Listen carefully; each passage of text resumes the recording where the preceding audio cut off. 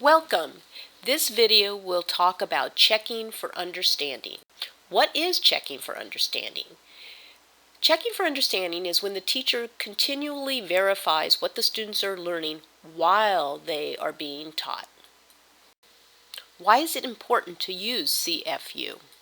It allows you to make instructional decisions during the lesson. It allows you to monitor students' progress in real time so as not to wait until formal assessments in order to revise your lessons.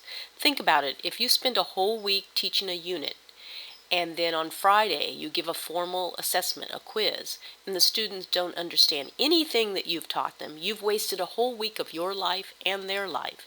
It's better to monitor as you go along so that you can revise the lessons if necessary. Time is precious. It's also to ensure that students are not practicing and reinforcing mistakes. Traditionally, we teach something, we have them practice it. We want to monitor it to make sure that they're practicing the right thing because practice makes permanent. The old adage says practice makes perfect, but not necessarily perfect if they're practicing the wrong things. So you want them to be practicing the correct procedures. Checking for understanding strategies. First you teach, then you ask a question. You ask the students to think of the answer and hold it in their head. Tell them they cannot shout the answer out because that deprives all the other children of their think time. I would discourage you from having them do self-evaluations. I've had people in the past say, oh, if you understand, thumbs up. If you don't understand, thumbs down.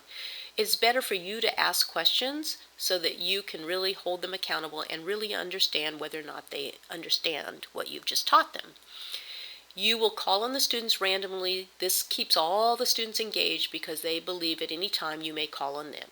You can alter this upon occasion. If you come to a student that doesn't know the answer or is really painfully shy, you can let them pass and let another student help them out.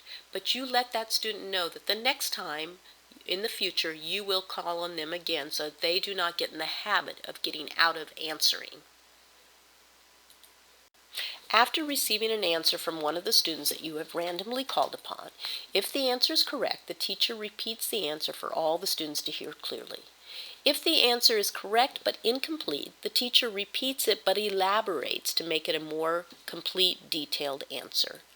If the answer is wrong, you let them know that it's not correct and you state the correct answer.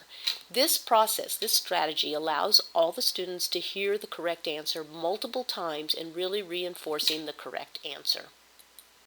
Some additional strategies is you can ask the question, and instead of calling on individuals, they could all have their own individual whiteboards and they could write the answer and hold it up so that you can see it.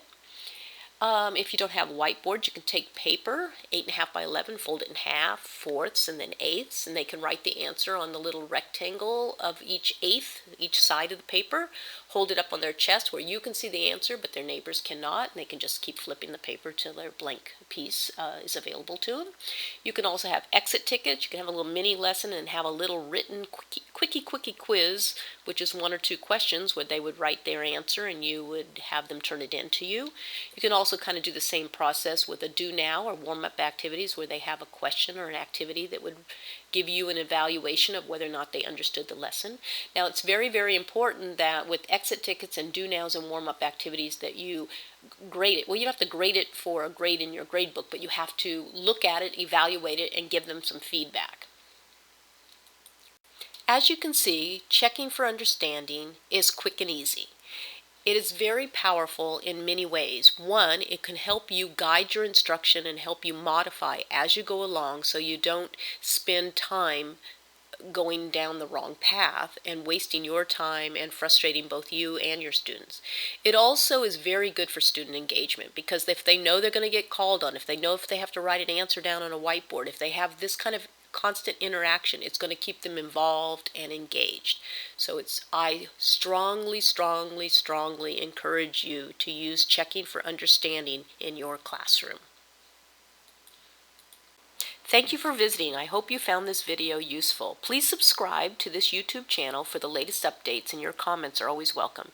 You can also visit our webpage to get a copy of this presentation, and there are other teacher resources available there as well. www.mastermiddleschoolmath.com. Thank you for visiting.